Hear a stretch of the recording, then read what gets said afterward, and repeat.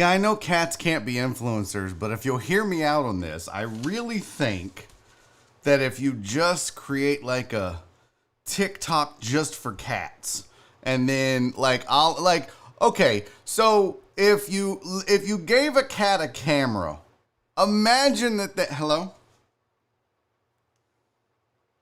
Hey, what's up? Happy Thursday, everybody. Welcome to Barry on Deck. I am your host, Barry Laminack. And oh, what a fun day I have planned for you guys. Thank you for being here. This is my little show. This is my little corner of the YouTubes. And good times. I just realized I left my fan on. Got to turn that off. You're probably getting like a lot of wind in there. Listen, we got a ton of stuff to get to today. Sports is happening. It happened again last night. Although if you're an Astros fan, you kind of wish it didn't happen last night. On top of that, though, we got to talk. Brandon Cooks did an interview with Sarah Barshop, former friend of the Usual Suspects show. And it's a little interesting what he had to say. We'll talk some Jeff Van Gundy. Look, this is all the stuff I have planned for you. I have put together what I think is a fun and exciting show. And look, I'm going to try something different with the film session. It is a fight video. I know. It makes me a little nervous too. It's a fight video, but I think I tried some different things. I won't give away the secret sauce, but if it doesn't work, well, we know.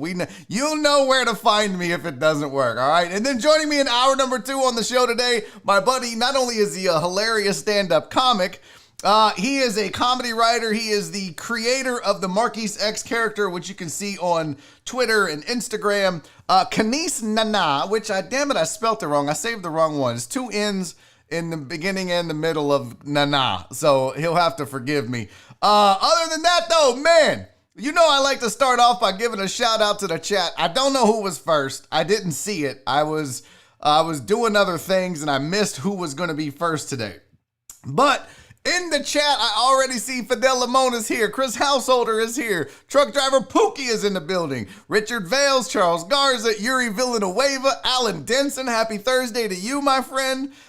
Justin Swinford, what up, you damn dirty deckhead? Billy Keller is here. Cowboy Fam is here. Fake Tony Stark.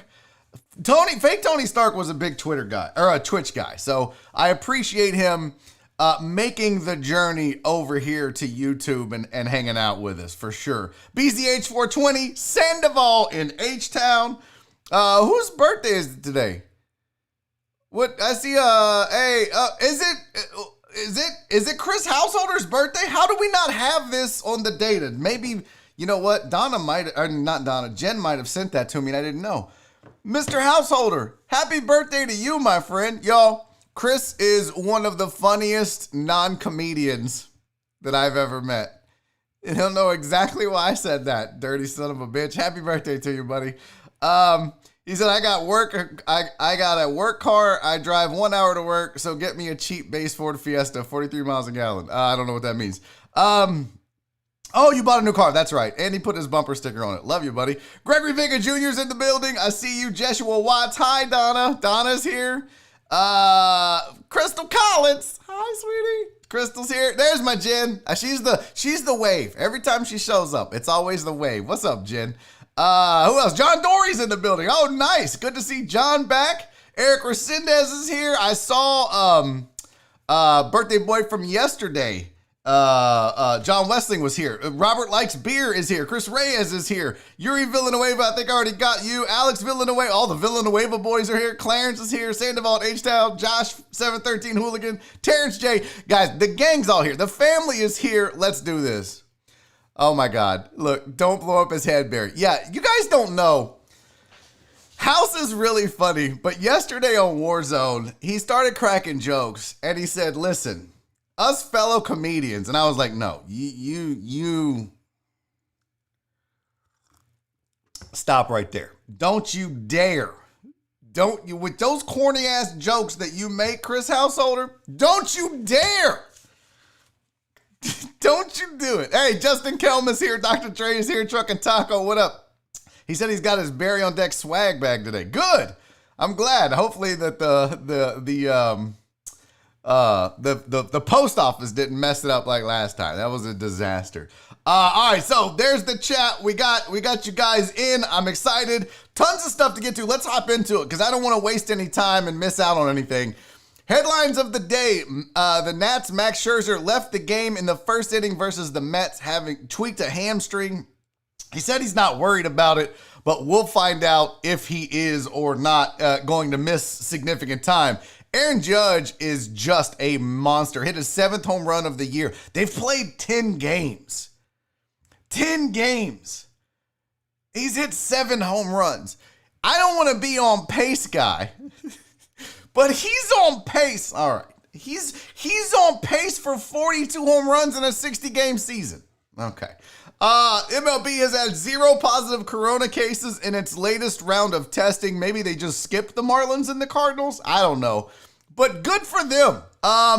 Without a bubble, it's going to be really difficult for them to maintain it. But yeah, good for them. 76ers, Ben Simmons partially dislocated his kneecap. He is out indefinitely. That's sad. I really felt like the Sixers were a team that could surprise some people where they are. That's a significant blow to their title hopes, if they had any whatsoever. And if you weren't aware, the preseason coaches poll was released and Clemson, again, number 1 at the top of that poll.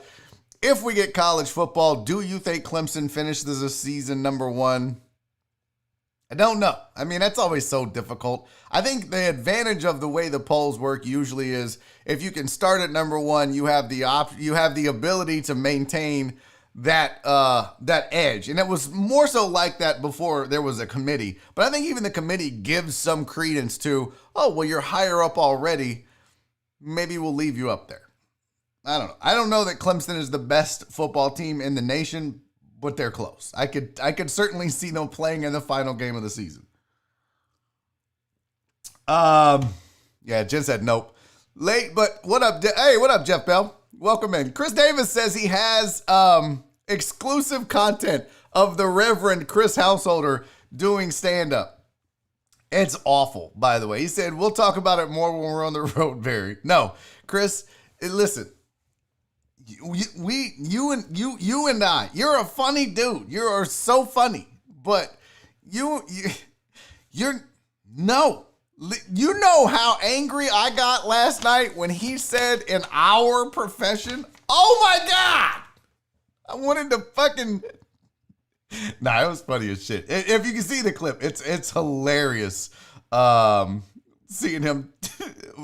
The Warzone stuff is fun. Now, a lot of the guys that play Warzone from the Discord server are like, oh, we should put in clips. Here's what I think, though. We're the only ones that think we're funny and appreciate the humor and the videos of the game. I don't think, I don't think what's up, Jimmy John? I don't think Jimmy John gives a shit about our Warzone exploits. I don't think Crystal Collins gives a shit about our Warzone exploits. That's just me. But, yeah, I was a little triggered, Clarence. That's a fact. So, Cowboy Trav said Bama will be ranked 1 or 2 and back in the championship. Bama might be slipping, Cowboy Trav. Bama might be slipping.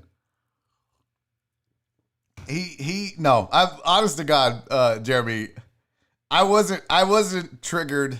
I'm not triggered. It was just fun. It was hysterically funny the way it all went down. No, it didn't bother me though. Not in the least, because he knows better. All right, so that's just sports headlines. We need to talk a little bit about this Astros game. What happened? You count on one guy in this Astros lineup. You count on one guy, one man to be an anchor in that rotation. You're counting on Lance McCullers to be the man. No JV because he's got an injury that may keep him out for the season, but Zach Greinke doesn't have his velocity, looked better in his last outing, but is he going to be able to maintain that, or are people eventually going to be able to hit an 87 mile per hour fastball that he pitches off of? You got young guys like Josh James and Framber Valdez who have all the potential in the world but still struggle with finding the zone and being consistent. But you counted on Lance McCullers. You counted on a guy that's kind of been there, done that in the biggest moments in the World Series. And yes, I know he's coming off of an injury. But damn, he laid an egg last night. That was, now I get it. There's some lucky bounces with the inside the park home run and everything else that happened. But man, you really needed him to buckle down and pull through. This rotation is thin. This pitching staff is super thin when you count the bullpen. You need to know that every fifth game you're going to eke out a win with Lance McCullers. That didn't happen last night, and it was fucking ugly. Excuse my language. It was ugly. You got out to a 4-0 lead, and you thought, okay, in fact, we were playing Warzone, and I forget who it was, but they're like, yeah, don't worry about it. The Astros still have, they're still up with 4 runs. And then they continued, the Arizona Diamondbacks continue to put runs up in the 4th inning. They start the inning down 4-0. They end the inning up 9-4, and they just kept piling on and piling on. 16 hits total in the game, 14 runs. Astros dropped the game 14-7. And man, I tell you what, if you're not going to get any kind of starting pitching, this team, you have the formula, the secret to success for this Astros team from now on until they get a fully healthy veteran bullpen. The secret to success is getting 6 innings out of your starters. Period. I know. Well, but 5 is no. The secret to success for the Astros is getting 6 innings out of their starters. If you could get 6 innings from every guy that takes the ball, or if you could get maybe like if one guy goes and shits the bed in inning 1, maybe he gives up 2 or 3 runs. Maybe Framber Valdez doesn't have it, and you bring in a Josh James to fill in, or they've got to get 6 quality innings from a starter or a middle reliever or a long reliever, because that bullpen is young, it's inexperienced, it's having a really hard time finding the strike zone. If you look up the stats, the Astros right now are the 3rd worst team in the majors with walks allowed and whip. That tells you that there's a lot of traffic. And the reason there's a lot of traffic and the reason those numbers are so bad is because this pitching staff is young and inexperienced, and the guys that they do have that have some experience, like Framber Valdez and Josh James, have difficulty finding the strike zone at times. That's what this all comes down to. You need veteran guys going 6 innings and being steady, 2 to 3 runs. You're in, you're out. You don't have to rely on this bullpen to pitch from the 5th to the 9th. It's bad. So that's what and I know that they added Fernando Rodney, but he's 115 years old, and I know they're looking to make some other moves to add some veteran depth. But those are the kind of guys that you rely on to be in the middle of a bullpen, not to be your anchors. It's bad right now for the Astros and their bully. That's the situation they dealt. They didn't choose this. If you've lost Michael Brantley, you've lost JV, you've lost all of these big names, Osuna, and we've talked about the injuries, and I get it. The Yankees had injuries last year, and they faded all that. This team isn't as deep as the Yankees, obviously.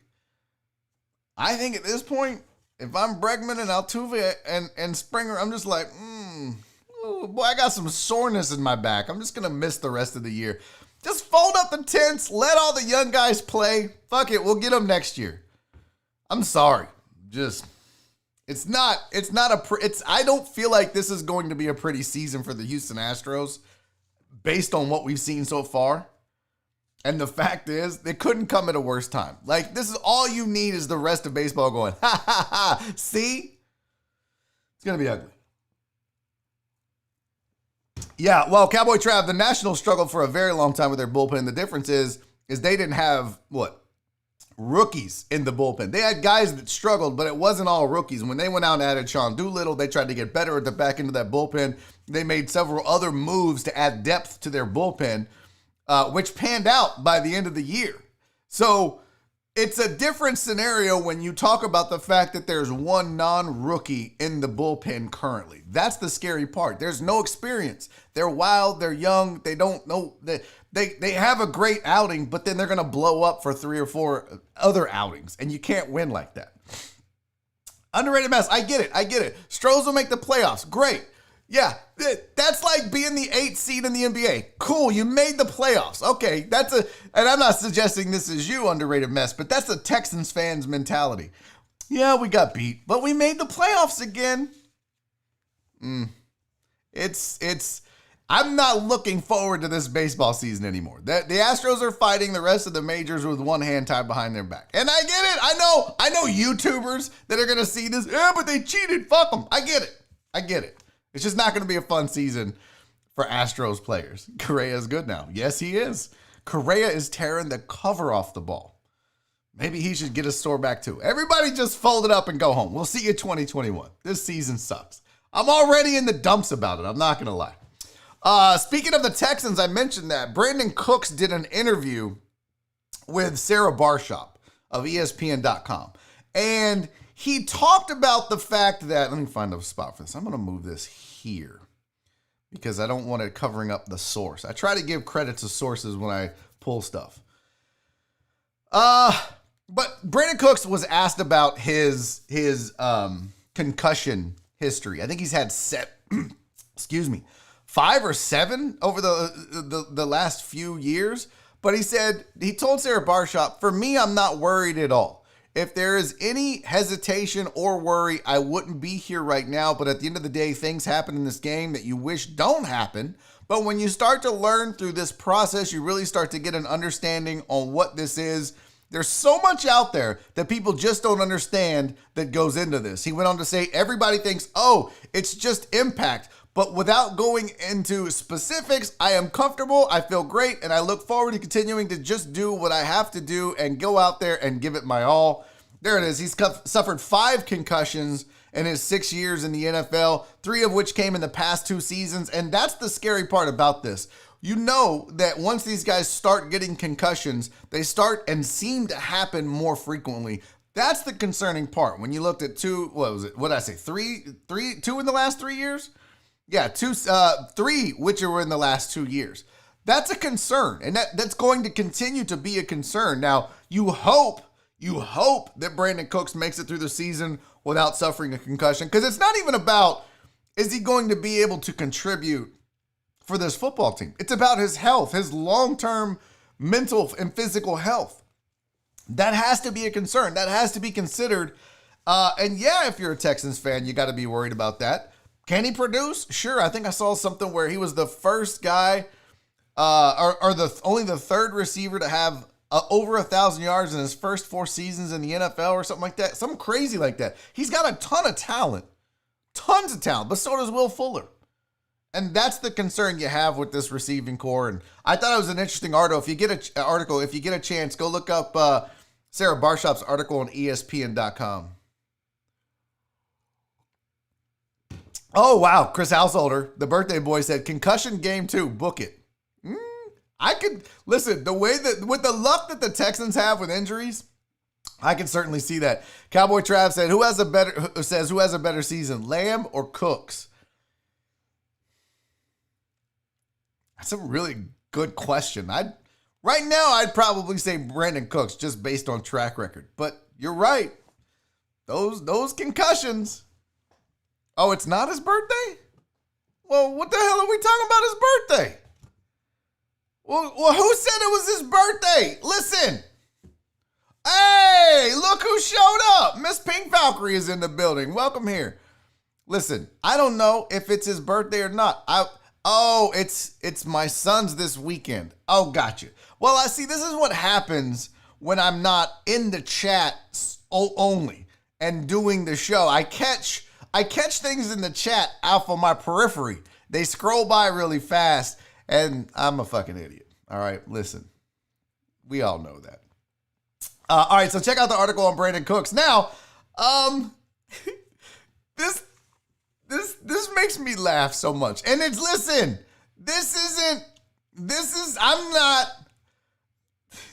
don't know what happened here, and I don't know if y'all saw this. I don't know if but somebody grew this tomato and showed it on the internet, and immediately everyone was like, oh, that's Larry Bird.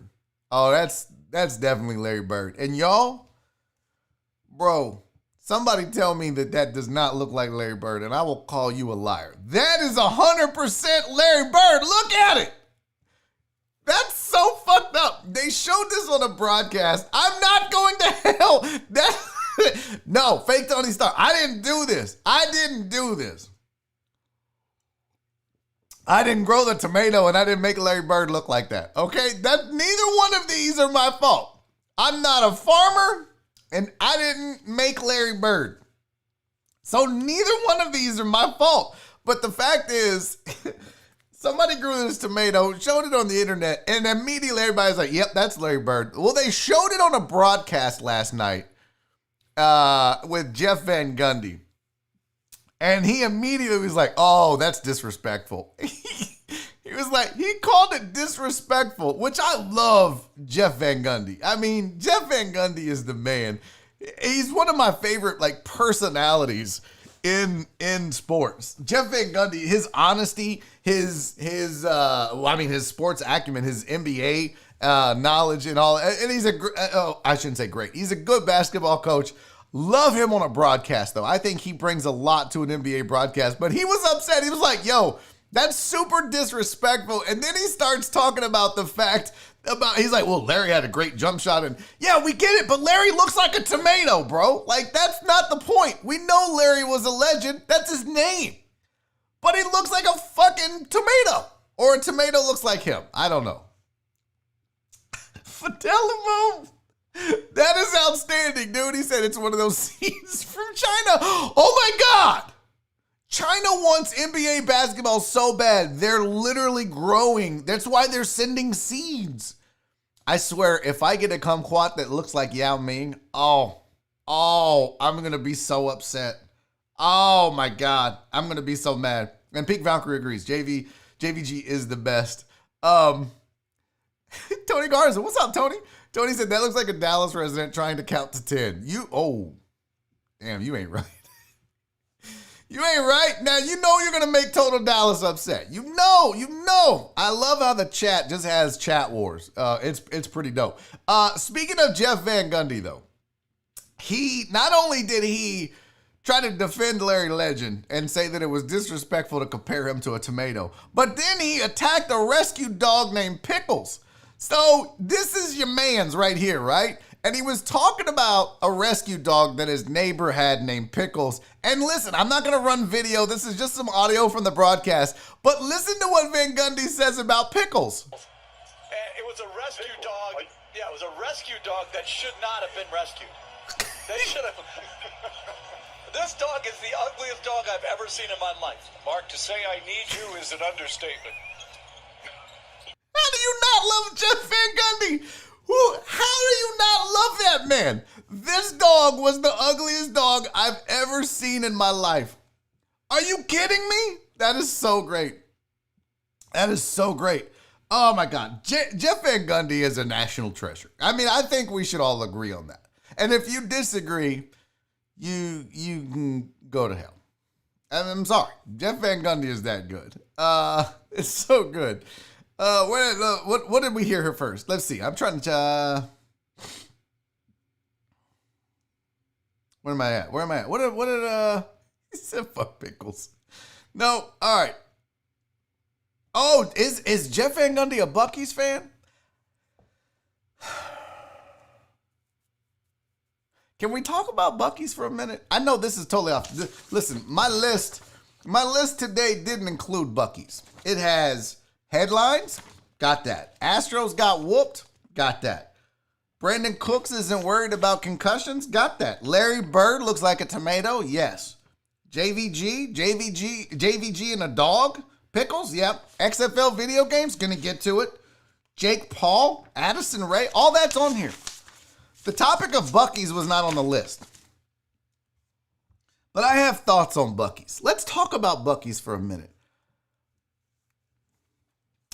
Reverend Lord House said, Buc-ee's slander is going to get me canceled. Well, you might want to turn down your volume for a minute, Chris Householder. Buc-ee's is overrated. Yes. Buc-ee's is overrated. It is literally the Walmart of gas stations. Buc-ee's is nothing more. It's like a Cracker Barrel that you can fill up at. I don't understand the obsession with Buc-ee's. Now, I understood the novelty of it. I would go to Buc-ee's. All right. When I first was hitting the road, oh, there's a Buc-ee's. I will say this. It's a great place to shit. Buc-ee. That should be their slogan. Buc-ee's. A great place to shit. It's clean. That's it. The food is overpriced. It's not good. They've got a million bajillion snacks that I can't choose. All I want is a bag of fucking chips and a Diet Coke. I don't need aisles and aisles of nuts. I don't need that. I don't need a cone of pecans. I don't need sausage on a stick wrapped in a tortilla. And it doesn't even taste good because I got it. Remember that, Andy Huggins? It was awful. Buc-ee's food is bleh. Their restrooms are nice. The clientele is all white trash. It's all white trash. It's, oh my God. It's the worst. And look, Buc-ee's beaver nuts are good. The beaver nuggets are pretty good. They taste like corn pops. But you know what? You can buy that shit somewhere else. When you go and get food from Buc-ee's, you're spending probably $7 to $10 a pop per person. That's outrageous. You can go take your ass to McDonald's. You can get food cheaper. Especially on the road. Trust me, as a road comic, don't say a word, Chris Householder. If you say you understand, I will punch you through this camera. Trust me, the shit is overpriced. It's overhyped. Unless you just need a clean place to shit, Buc-ee's isn't worth the money. It's not worth the crowd. I mean, I saw a woman in a tank top, bikini bottoms, and Uggs at a Buc-ee's. Why? What is that's literally she left Walmart and went to Buc-ee's, and then they were gonna go eat at the Cracker Barrel later. It's overhyped. It's a gas station, you guys. People get so like, whoa. Don't say shit about Buc-ee's. Fuck Buc-ee's. It's a gas station. It's an overhyped, overpriced gas station. Give me a timeout any day. Give me a Quick Trip. I'll take Quick Trip over Buc-ee's every day of the week. Love me some Quick Trips. That's my shit. I mean, the bathrooms are kind of gross. You might get a venereal disease washing your hands. But I shit at Buc-ee's and I do all my other business at the Quick Trips. Drinks, food, you name it. Chris Reyes is like, hey, what did Cracker Barrel do? It's just an okay place. It's just, I don't know. See, look, Total Dallas gets it. You don't get Quick Trips down here. They're all like north of Huntsville. You can get Quick Trips north of Huntsville. Yep, the coffee is good. The little donuts, in and out. There's not a bunch of crazy ass people walking around in Uggs and bikini bottoms and shit. You don't have to, I don't know. Listen, I get it. I just slandered Buc-ee's. Oh my God, what's next? Am I going to talk shit about Whataburger? Speaking of, nah, this is like, yeah, I ain't stupid, bitch. I'm not getting canceled. Now, listen, Chris Householder said Buc-ee slander will get me canceled. No, it won't. Whataburger slander, that'll get you kicked out of Texas. So look, people that know. Look, I'm telling you guys, I'm an innovator. You guys are sheeple. You guys are fucking sheeple. You're sheep. Stripes is pretty good, Crystal Collins. I'll fuck around and eat some Stripes tacos. I will. Stripes is good. I'll take a Stripes or a Quick Trip over Buc-ee's every day of the week. Period. So don't at me, hoes, okay? Don't at me. Buc-ee's overpriced, overhyped, and you guys are sheeple for going to Buc-ee's every time you hit the road. I'm going to say it right now. Listen to me and listen good. Fuck Buc-ee's. Okay, let's move on. I still have stuff. We need to talk about this XFL stuff. Did you guys know? Donna's angry. Barry, you are not right. I'm sorry, Donna. But it's Bucky's is horseshit. Did you guys know that there was an XFL video game in the works? Yeah. Somebody was. My question is to my gamers. Would you play an XFL video game? And if you say yes, you're a liar. No one's playing. No one wants to play it. So, look, I didn't know this, but apparently Doug Flutie has his own video game. Whoa, Pereira. Hold on. One second. I'm about to hit that thumbs down for talking bad about Bucky's. I know, Juan. I get it. It hurts feelings. Look, SVG, Cracker Barrel's overrated. I know. Guys, all I do in my life is go on YouTube and speak the truth. That's it. Bucky's is overrated. Cracker Barrel's overrated and overrun. And Walmart. It's all the same. It might as well all be owned by you could just call it Wallbarrelies. I mean, it's just all the same shit. It's literally the same people. They just go from one store to the other. It's all the same. All right, let's talk XFL. Would you play an XFL video game? Doug Flutie has his own video game, and it's Max Football. And this Joshua Garrity said, speaking of the XFL, remember that time that Max Football almost had the XFL in our game before the pandemic hit and closed the league down? This is an actual thing. There's screenshots. There are screenshots of what it would have looked like to play the XFL video game. Look at that. It's got this, and this has, let me move this Venmo out of the way. It even has your Houston Roughnecks in the screenshot, playing the Washington, D.C., whatever their name was. I don't know what their name is. Outside of the Roughnecks, I really didn't know much about the XFL. I know Dallas had a team, and they were supposed to be pretty good, but who gives a shit? But this is one of the screenshots from the game. I mean, it looks like Madden from 15 years ago. But okay, you get to play as the Roughnecks. Whee! Would you play though? Look, they had tonight's game. Key players. Landry Jones didn't play for DC. But yeah, this was a thing. This was apparently a thing. Here's a few details about the Maximum Football video game, which you can get on PS4 and Xbox. But Maximum Football 2020, it's Doug Flutie's video game. $20. I don't even feel like there's real players. If you have XFL players in there, you probably don't have, I don't see the NFLPA logo or sticker on there. So I'm guessing that you're playing with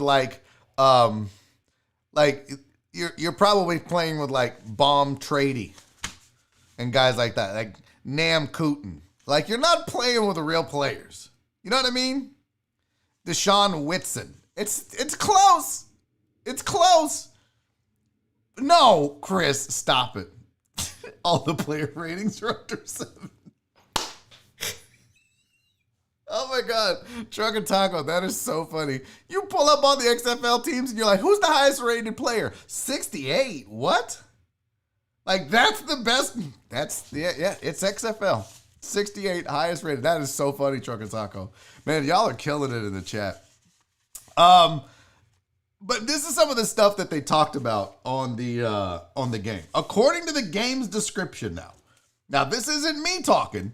This is according to the game's description. You can do the following using XFL players. You can recreate Flutie magic. Play as the Hall of Fame quarterback Doug Flutie. Ooh, who wants that? There's a new game experience with brand new animations and player models. You'll feel the hits with our physical-based cackling system. Ooh. Multiple rule sets. What? What do you mean multiple? Field sizes and ball types? What? Bro, it's the NFL. No one wants to play Canadian League football. No one wants to go back to 1960 and put a goalpost on the goal line. No one wants that.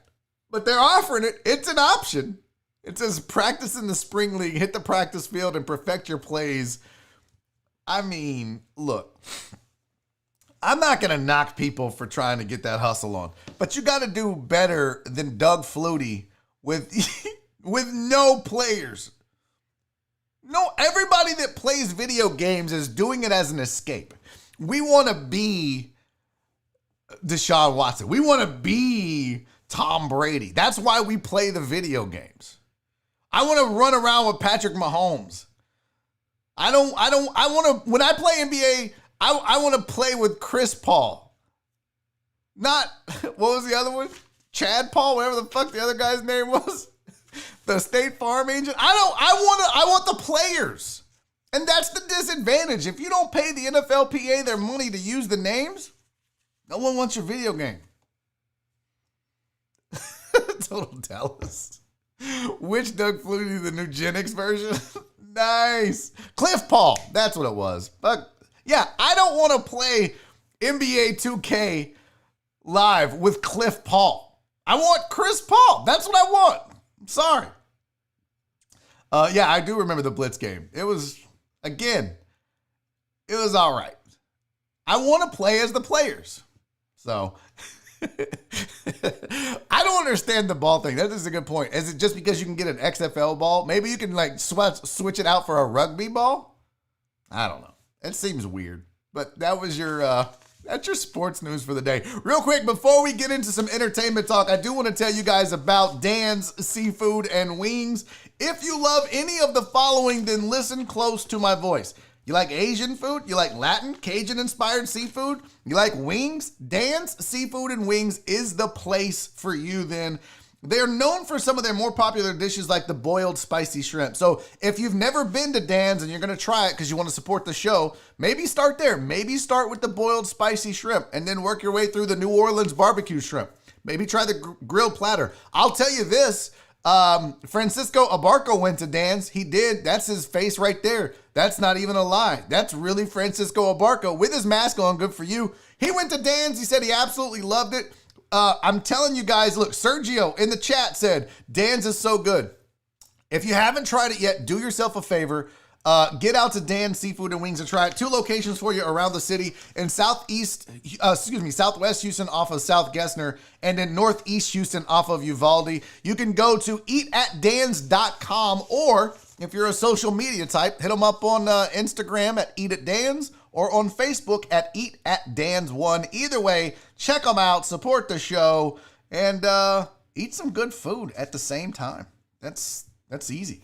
I mean, who doesn't like to eat good food? Obviously, this guy does. Uh-oh. What do we got now? What is, I love, Crystal Collins has become the official, what's it called? Photoshopper of Barry on Deck. She's got skills. Don't make her mad is all I'm going to tell you. Don't make Cece mad. She's got skills and she will Photoshop a dick in your mouth so fast. That was inappropriate. She'll do it though. I know she'll do it. I want to see what it is though. It's on the Discord. Obviously I can't right now because I'm doing the show. But if you don't know what the Discord is, oh my goodness, you got to get to the Discord because that's where it gets litty. That's where we get crazy. And the only way to get to the Discord is patreon.com/Barry on Deck. If you go to patreon.com/Barry on Deck, you can sign up on one of these tiers. A $2 tier, a $5 tier, or a $10 tier.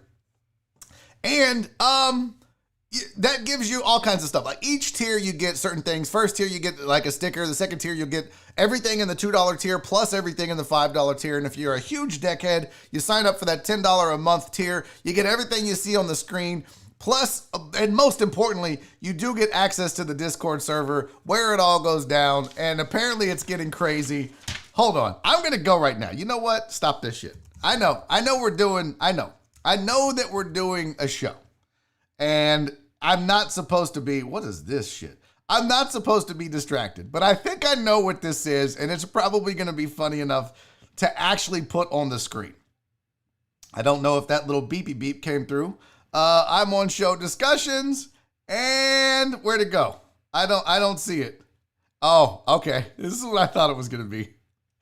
Look at this shit. This is why I hate, look at this bullshit.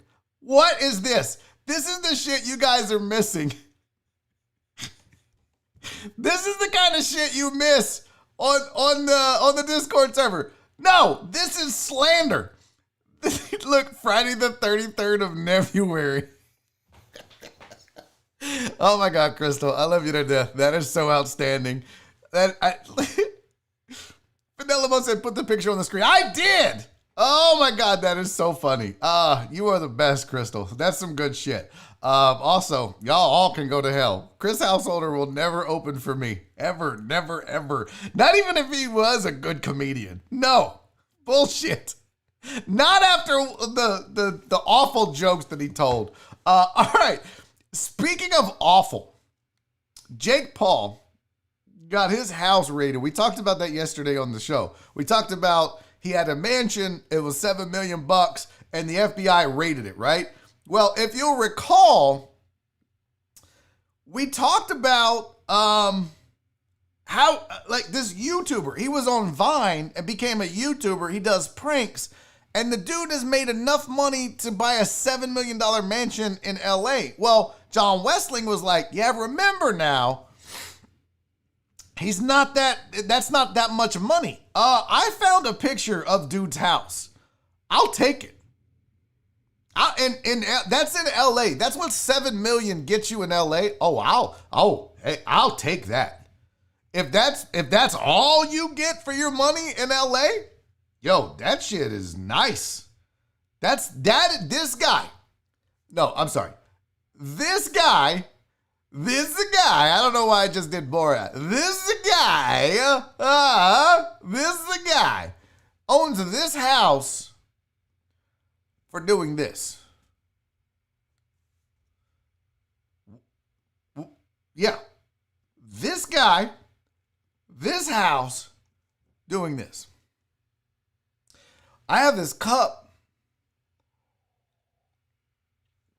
I have this cup. Now, I bring that up because they said that the reason that the FBI is raiding his house had to do with the fact that he was in that mall in Arizona at the time during the riots and the looting that occurred, and he was there. So that's why they're raiding his mansion. But that was part of the story. Then I saw because I don't know, I went down some influencer rabbit hole. And I saw Addison Rae is like the #1 TikTok star in the world, apparently. She's got 54 million followers on TikTok. That's a lot of TikToks. I don't even know really what TikTok is. I'm a 46-year-old man with no life. I don't know what TikTok is. I don't even understand Snapchat anymore. Like, I can't snap. I don't even know if that's the right... Because I feel like, is it called Snap? Do I send snaps? I don't know how it works. I know I send tweets on Twitter, but I don't really send faces on Facebook. But I don't know. I don't know how Snapchat works. I do. Yeah, Matt Poche said TikTok is dead. I know Trump is trying to get rid of TikTok because they think it's a national security issue because apparently the Chinese have embedded secret stuff in there. I don't know. All I know is this Addison Rae person is the most popular TikToker in the world. And look, just read this. Addison Rae has a whopping 54 million followers on TikTok, along with another 25 million on Instagram. She's been able to rake in cash from the video platform called TikTok, and according to Forbes, Rae topped all TikTok stars in earnings over the past 12 months, which ended in June of 2020. How much did Addison make? Addison Rae, according to the numbers, earned a whopping $5 million from TikTok. Just TikToking. She's just out there TikToking, making $5 million.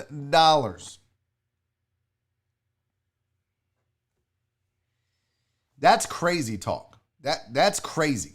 Now, this is who Addison Rae is. So you kind of get, okay, you're like, okay, she's cute. All right. She's, here, let me do this. Let me show you something here.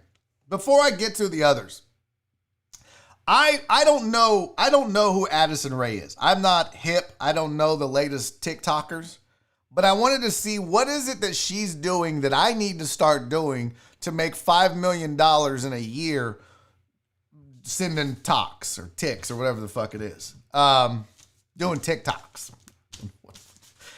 So I pulled up a TikTok video, and this is what she does. This is what she did to make $5 million. Here's an example. I just scrolled, I grabbed one, and this is it.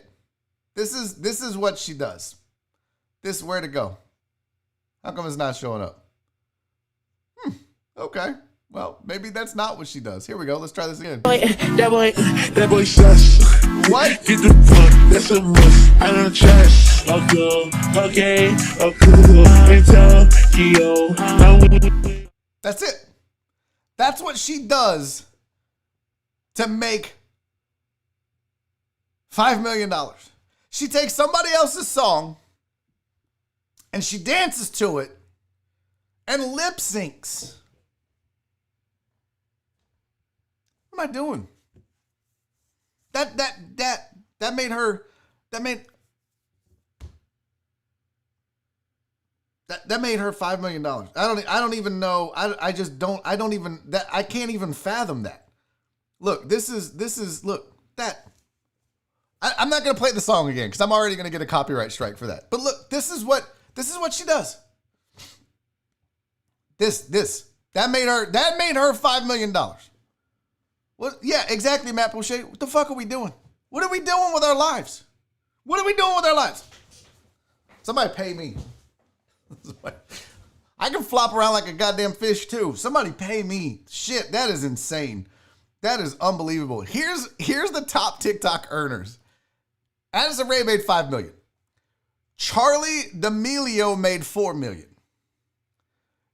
Dixie D'Amelio made $2.9 million. There's definitely a glass ceiling for women. I mean, can we be real? They're in the same house.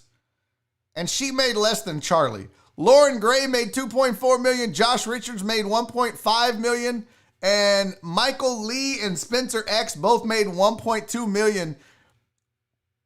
That's amazing, man. Unbelievable. Cowboy fam's like, fuck it. I'm going to quit cooking and start doing TikTok. Exactly, bro. You're doing the wrong shit. You got to start. Where's my money? Where's my money, TikTok? Give my goddamn money. Unbelievable, man. I'm over here. I probably work 8-10 hours a day now. I was putting in 16-hour days. Now I'm down to 8 to 10-hour days. And I love this. But I can't imagine. Where does this go? I can't imagine that. Let me take all this off. Nope, we don't need that. I had all that shit. I can't imagine that you would spend a lot of time on show prep for that. Is that I just, let's be real. How much prep work goes into that? How much prep work is this? How much prep work is that?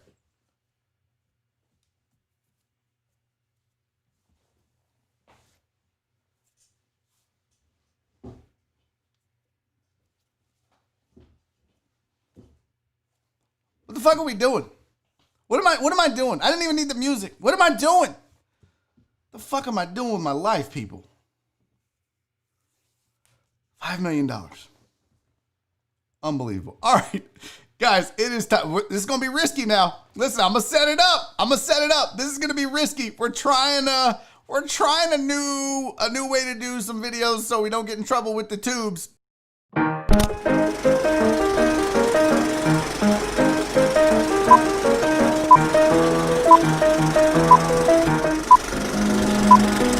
And now it's time for a film session. Yo, my mom just roasted me in the chat. My mom said she has better hair than you. What the? Oh, yeah. That's it. That's not Jenny is mom. You want to talk about hair? She's got titties, mom. She's got titties. I don't have titties. Maybe if I would have got your tits instead of dad's, I would be a $5 million TikToker. Because No titties, Mom. Good point, Dr. Dre. Good point. I can't believe my mom roasted me. I'm going to ban her. Can we get someone to... Luis Zelaya, Jeremy Benninger, where are my chat moderators? Can you ban Jenny as mom? Get her out of here. I don't need her roasting me. All right, here's your film session for the day. It's a fight. Let's see how this goes. Okay. Oh, Duga. Oh. Now they're picking on the manager. It's 2-on-1, and you can see the manager gets hit. He calls on the walkie-talkie. That's the first move. He calls the walkie-talkie. Okay. Hold on. What the fuck was that? Now listen, I don't know a lot about fighting, but I do know that that's not going to intimidate anybody. Hey! That's supposed to be some sort of Muay Thai move. Like in Thai fighting, what you'll see is they'll tap their foot, because in Thai fighting, you use that front foot a lot. You use that front kick a lot. It's called a push kick. You can get some distance with your opponent. You may hit them with a that's called a teep kick. You may hit them with just a leg kick. So that's a Muay Thai move, but no one's scaring anybody in the streets by going, "Hey!" and tapping your foot a lot. That's not intimidating. Now look. Now the big guy gets in there and gets him some. Oh my God! Oh my God! Game over. Who wants some more? Yo! And then he's back on the walkie-talkie. Look, the other guy's like, wait a goddamn minute. Look, no one saw that coming. No one saw that coming. Are you shitting me? Look, he's like,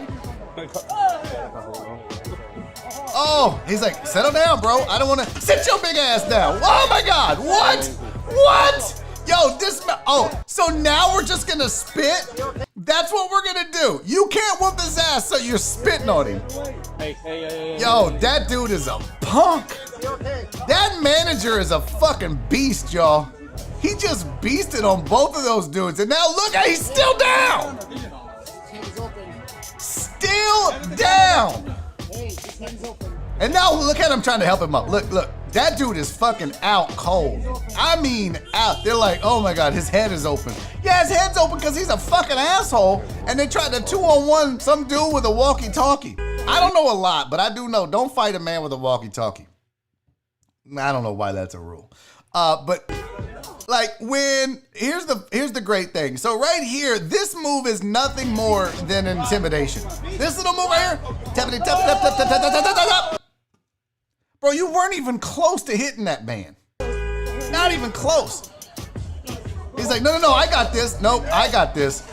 Nice. Yeah. Yo, that manager has skills. And here's the smart thing that he did. He had that walkie-talkie in his hand. And that's what he was punching him with. That's smart. If you can put something solid in your hands to make your fist, super smart. Make sure it gives you a stronger fist to fight with.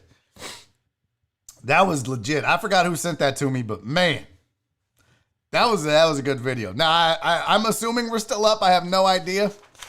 But that is hour number 1 in the books. What a fun hour. Thanks for the chat, everybody, except Jenny, his mom. Talking about my hair. So good. All right, coming up in hour number 2, my buddy, my pal, friend of the show, Canice Nnanna is here in hour number 2. We're going to hang out. We're going to talk all kinds of mess, all right? He's got a great character named Marquis X that he does, where Marquis X basically just roasts celebrities. He also, he's a writer for the Houston Sports Show's Barry on Sports segment.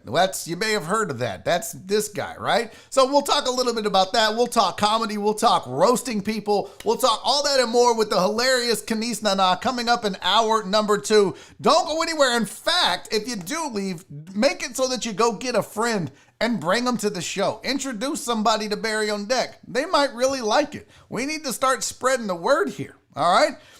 Make sure you thumbs up the video. We're back. Now, what I did is I grabbed one of Canice's latest videos of Marquis X roasting somebody, and that's going to be what you're going to see during the break. But we're back in 5 minutes. Don't go anywhere. This is Barry on Deck.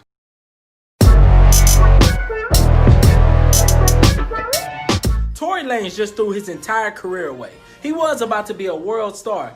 Now he just on World Star. So since we on schedule, let's get disrespectful. You look like an overdeveloped gigapet. You the same size as a landing strip. I would ask you why you was stooped so low, but we know you didn't have a choice. Ain't your name Daystar? Okay, Day. Wasn't it just your birthday? Because it's crazy how you still the same size as your birthday. I'd wash Day on my worst day. He get worked out with 2 of these, he gonna need 2 a days. I ain't saying you weak, Day, but your music is 12 p.m. You mid-day. Hairline already moved to next Friday. Nigga, you Day-Day. And your ass washed. You a bidet. Wait, Daystar, your dad's name is Sunstar. You gave up a dime, Coinstar, and you got teeth like a Monstar? Why your teeth capitalized but you in lowercase? Big ass teeth but you bite size. They signed a petition to get your ass sent back to Canada, but your hairline already been deported. Your hairline is dead. It's ironic how you got arrested, but your hairline need to be charged. No more questions.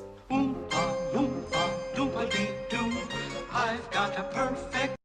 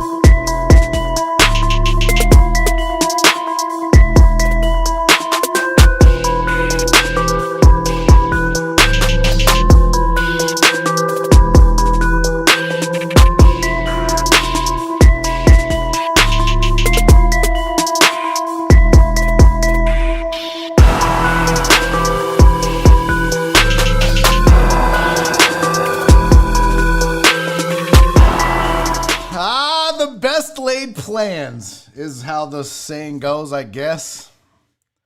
It never fails on Barry on Deck. Welcome back to hour number 2. This is Barry on Deck. I am your host, and we are having some technical issues with Skype, with software, with my life. My whole life is a goddamn technical issue. But we're hoping to get Canice Nnanna on the phone, on the Skype really soon. See, this would be great again to have a producer, because then I could just come back and talk to you guys, and then I don't have to worry about, while I'm trying to talk and look at the camera, still trying to get people on Skype and calling, and people could be on the phone with Canice like, well, did you reboot it? Can you plug it in? Would you try that again?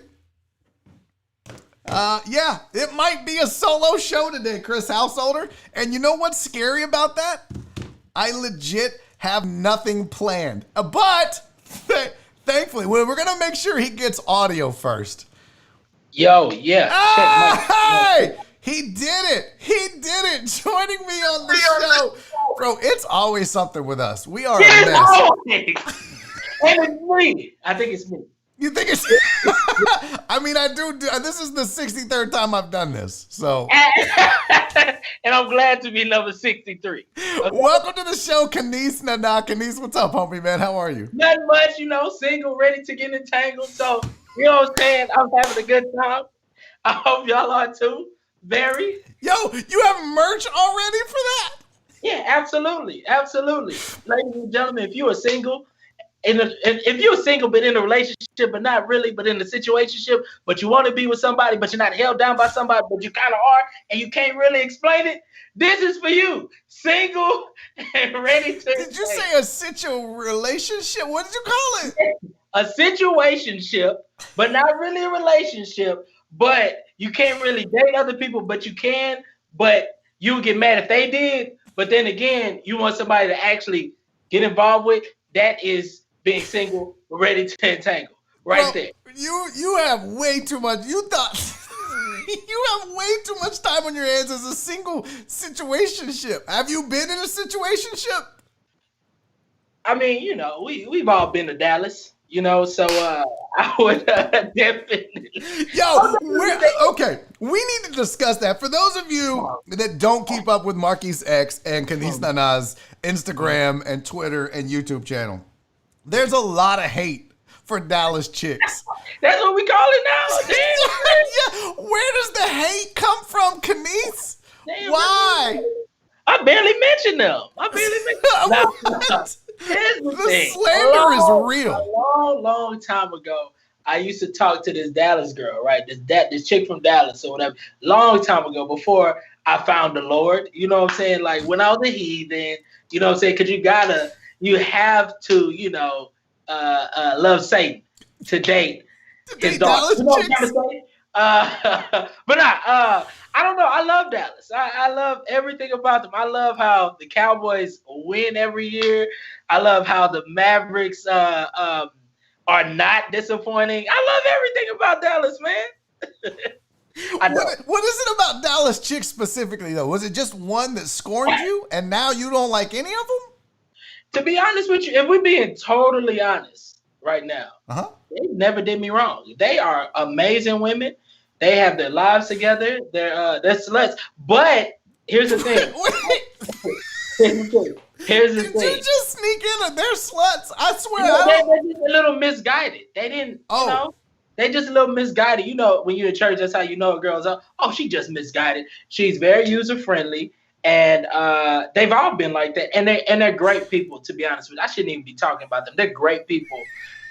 And they do things like give money, head, pussy, things like that to people. They go give it out. You know what I'm saying? Like that's their stimulus. You know what I'm saying?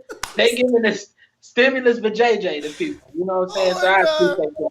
They're working hard in the community right now. So they're giving service to all. You know what I mean? Dude, I just learned something. Just when I think I know everything there is to know about black culture.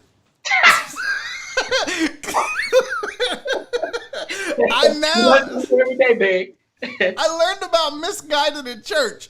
That's not you don't get that at white church. You don't. Nobody is. They're just like, we're not going to mention your sister. We're not going to talk about Sister Catherine. And why she's out there just, being dirty. That's what white people call it in church. They're like, she's being dirty. She was dirty. Y'all call it misguided. That's outstanding. Misguided. That's all, She went a different direction, That's all it is. So went great. That way over there with the football team. Now, I am always, it's cliche in comedy to talk about the differences between black people and white people. And, but that's what we do, right? Like you have jokes about that. I have jokes about that. But honest to God, you obviously go to a black church. It's a Christian church, correct? I mean, you're Christian. I've been to a black church maybe 3 times. And when I say black church, I don't mean a church that has black people. I mean a black church. See, that's where I grew up in. I mostly grew up in a church just with black people as opposed to black church. Black church. When I went to black church, that was an experience for me. I was like, oh, I'm never, not ever, not attending this. It was amazing. What was your? Well, okay, so see, I thought I had been to black church because when I was in high school, my mom took me to church where Warren Moon goes to church. Okay. And I was like, oh, this is black church. No, that was a church with black people, right? Like it was Warren Moon, they were all like buttoned up, and when they sang, they used the book. They used the hymn book. Nobody uses the hymn book in black church. Exactly.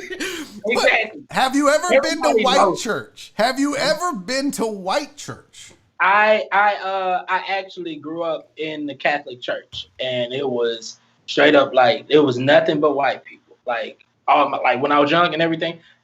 I'm talking about the most boring church ever. I'm not even gonna lie to you, man. It was boring. Everything they say about Catholic Church, I didn't know it was boring until I started watching comedy. And then you're like, oh, I get it now. It's exactly. Bad. Yeah. That's too funny. So it was a shock for you the first time you went to black church. Yes. I was like, it was so entertaining because black people, we don't just sit nowhere and we don't sing, we sang. You know what I'm saying? And there's somebody that wants a record deal, so I guess they think P. Diddy is in the office every week. So they got so many song breaks. Like Barry, I just watched you do 1 full hour. Yeah. Right, you went 1 full hour in the show. You talked about many topics. You didn't take 40 breaks to sing something every single time. You didn't do that. That's what we're doing in the black church. We finna go to this 10-minute break right here. We have Sister Clarence, Mary Clarence. We have Sister Clarence here. She wants to do a little number real quick. 30 minutes later, she finally done. Then the pastor gets back. Now she got to sing again. It's so much going on. And Mary, if you think that's something, go to the African church, specifically a Nigerian church. Ooh. You will be there from dusk till dawn, Barry. Dusk till dawn, Barry. Is it that bad? First of all, Barry, what's one thing you know about me when it comes with time? Oh, it is not an option. It is not a necessity. You don't. I'm like, Canice, now, this is what I do. I love you to death. You know I love you. You are my homie, my man. I fuck with you. I'll cut for you. Yes. But I know if I need you at 3, I tell you 1, maybe 12:45. Exactly. Now, here's the thing. You go to a Nigerian church. Hey, let me tell you something right now. First of all, it was supposed to start 3 hours ago. The pastor just pulled up. That's where we at right there. Now we're getting set up. When I say the church is long, pack a sack lunch, it's going to be a long day. When I say it is so long, by the time you leave, Jesus came back. Jesus is already back. What? He took who he needed. Can I ask you, as an ignorant white dude, I'm late, by the way. I am late to a lot of things, 5 minutes. I mean, I'm not Canice late. No. And you don't even know. That's just scratching the surface what I do. Oh, really? Yeah. You're like, they're like, why is Canice always early? He was 2 hours late. You know what's funny? Barry, the event you did with Shagun Prime, or when not, Barry did a Nigerian comedy show. I did a comedy show in Dallas it was all Nigerians in the crowd, and on the show, I was the only white dude. They thought I was the manager. No shit. You know, that was my opening joke. For real. 3 different times I was walking around. They were like, excuse me, is a waitress going to come by? And I was like, I'm on the show. You know the funniest part about that? What? I believe you because I know that's not what you are. We just assume that, okay, you're a part of it. You're like, oh, that white guy's not going to do comedy for a room full of Nigerians. He works here. There's no way he's dumb enough. His shows, though, but his shows actually start on time. Yes. His shows actually start. And it's so crazy because when you see most other Nigerian shows, they like, yo, I'm talking about Bear. You would have been like, all right, Canice, I'm leaving. I've been at shows like that where you're like, yo, Bear, you got, like, if I told you how long you had to be on, 15 minutes or whatever. 15 minutes you got to be on, you're going on at 6:30. You might as well go home, watch the Rockets game, you know what I'm saying, do a Barry on deck, you know what I'm saying, and then come back, and then you'll still have like an hour left before you get on. Dude, you know why Seguin Prime did his shit on time? Because the Dallas Hyenas was charging him. They were like, you have until 10:30. And Canice, let me tell you something, homie. You know I keep it real. You know listen, I'm not afraid to say this. But you could see the fear in that dude's eyes knowing these Nigerians weren't going to show up on time and they were not going to be ready to leave when it was over. I'm telling you. He looked like, I'm so fucked. I'm about to have to pay double for this room because nobody's going to be here on time and nobody's going to leave on time. Hey, you know what's the funniest part? You know what's the funniest part too? About them actually coming over, he had to catch them after a church service, if I'm not mistaken, right? So yes. I think it was on the Sunday, right? It was on the Sunday. Yeah, so basically church started Saturday o'clock. It started, and then he caught them at the end. They was like, since we already out. Let's go ahead. Oh, they got food here. Look at that. Oh, look, there's the manager. Oh, bro, that was my opening line. For real. When I got on, I was like, yeah, surprise. I'm not the fucking manager. They were all like, what? I bet you they didn't even believe it. No, it took like 5 minutes into my set. They were still looking at me like, yo, this manager is pretty funny. Yo, this guy knows how to run a tight comedy club and do a tight 5. That's pretty good. Oh, God. See, Barry, this is why you need a TikTok. You were just talking all that nonsense. Get on TikTok, man. Dude, did you see that? Did you see that? Are you on TikTok, Canice? Are you? Yes, I am. I actually am, and I'm excited about it. The growth on there is tremendous, Barry. I'm serious. Really? I don't even know how to use it, but I've been on there for for about a month or so, and the growth is just amazing. So tell me about your experience on TikTok. When did you start? How many followers do you have? Have you had something blow up yet? Yeah, okay. Perfect. I'll tell you. All right, so basically, when I first started on TikTok, I think I got an account like at the end of May, right? And then, they were saying, oh, TikTok is racist. TikTok is doing. There was so many, things that they were saying about TikTok or whatever, right? So like, I don't know if I'm going to use it. Now I was like, hold on, how would I know anything if I don't go in there and look myself? Right. That was weird. Everybody was saying all of this who weren't on TikTok.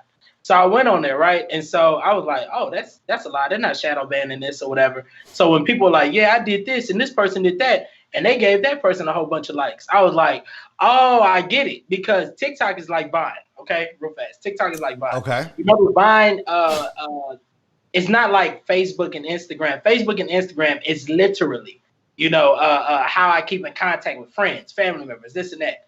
That's not how Vine was. Vine was literally for entertainers and people who want to be entertained. That's it. You see what I'm saying? Okay. Maybe people who want to be entertained make a little video here and there, but for the most part, it's entertainers and people who want to be entertained, right? Yep. So it's really dope. It's really dope for creatives. So point was, I got on there, I started creating things, and the people were complaining they're not used to creating like we are. So they were saying things that, you see what I'm saying? They're not used to it. They don't know that if a person has more followers, even if they do something weird, like do that little, what was that girl doing? Oh my God, the dancing bullshit. She's gonna skyrocket, every video. So, but anyways, so got on at the end of May. June, I was kind of like here and there with it, right? But as soon as July hit, I was like, all right, I'm gonna start getting on here, more often. So I made a video, this is when I made a video when Nick Cannon was him and the partnership broke up with Viacom. So I made a video and all of a sudden it hit 250,000 views. I was like, what? Wow. So, exactly. So I jumped from like 60 followers to like 2,500, right? Okay. And I was like, if that video did good, you know me, we're writers. Yeah. I was like, to make another video. All I did was like make a video. Like I was like, if I was doing Wildin' Out and playing all the characters, what would I say? That's all I was doing. So basically, I made it seem like that or whatever. So the videos, did pretty well. Then I just did a random video because one thing about TikTok, it has this great thing. I love talking about social media. I'm sorry, Barry. No. This is good.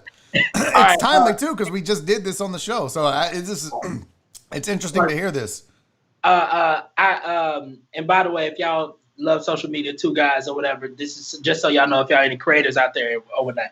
So what's great about TikTok is TikTok has this interactive thing called a duet, right? Okay. So it's similar to like you on Twitter. It's similar to a retweet, but a quote tweet. Yep. So yes. So basically, you'll see a video. You can make it side by side, and you could do either the same thing that person is doing, interact with them, or something like that. So for instance, right? There's a dude who does there's this one girl, she's a acting coach. So she'll name a movie, right? Uh-huh. And she'll say, do the duet with me. So your lines are in blue, right? So she'll do her lines and then put your lines in blue and you say that. So people will tweet it with their video side by side and they'll be saying the lines, like you see, I even saw you know the video house party, the movie House Party, where they did the kid and play dance. There was one dude that just said duet it with me, and he did the whole dance. And somebody will turn around and do it so it looks like they're in sync. So everybody will be retweeting and it keeps getting shared and stuff like that. So I did a video like that, which was it was this Deborah Cox song, right? I said, hey, this is the childish test. I can tell if you're childish by the way you sing, and I said, and I was like, trust me, you know the song and you know what part to sing. So I start off, how did you get here? And literally I kept quiet, right? And I said, nobody's supposed to be here. And I kept quiet. And I was like, if you said what I think you said, I know you childish. Because for some strange reason, when we grew up in high school, middle school, or whatever, it was, I don't know who taught us this, but it goes, how did you get here? And we supposed to respond, bitch, I caught the bus. Nobody's supposed to be here. I don't give a fuck. Why were we learning that? No, it was like the Black Cotton Eye Joe. Why? Right now, what y'all say? Bullshit. What? That's like the black or like the Rudolph the Red-Nosed Reindeer. Like when they be like joining any reindeer games. Like what? Y'all just yell out random shit in your songs? That's hilarious. So that's what I did, and I thought it was just gonna be funny. Like who knows that? Maybe y'all know that or not, dude. I woke up the next day. I'm sorry. I took a quarantine nap. Probably woke up like an hour or two later, bro.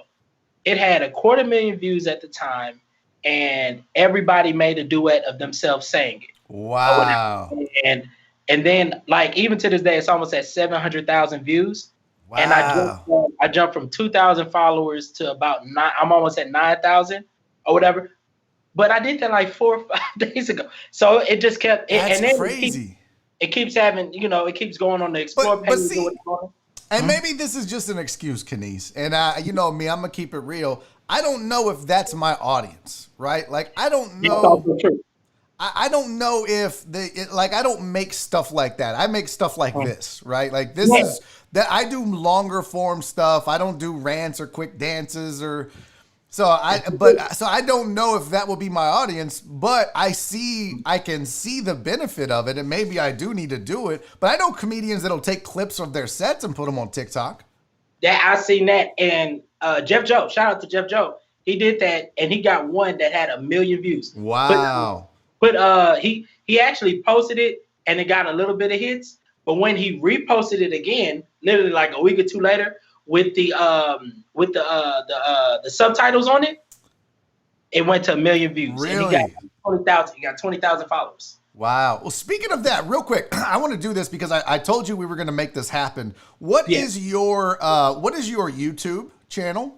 Oh, yes. YouTube channel is Canice 100K. It should be on the screen. Canice 100K is CANICE 100K, like 100,000. Yep. 100K. CANICE 100K. Canice 100K. So yes, guys, I'm almost at 1,000 subscribers. Right. I appreciate it. I appreciate it. If the deckheads follow, follow a fellow deckhead. You know what I'm saying? Come on.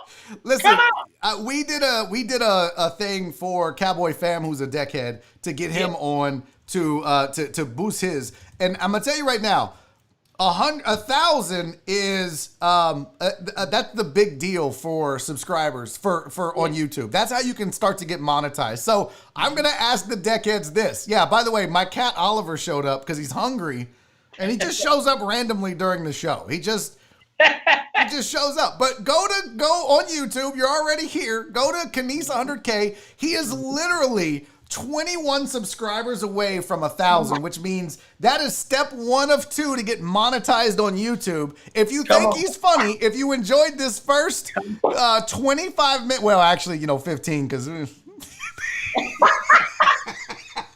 but if you enjoyed this first 15 minutes with Canice, go and let me continue to know what you did. Oh, and let me say again, day 2 of video issues, he can't see me right now. So as a pro, he's just rolling. He's rolling with it like he can see me.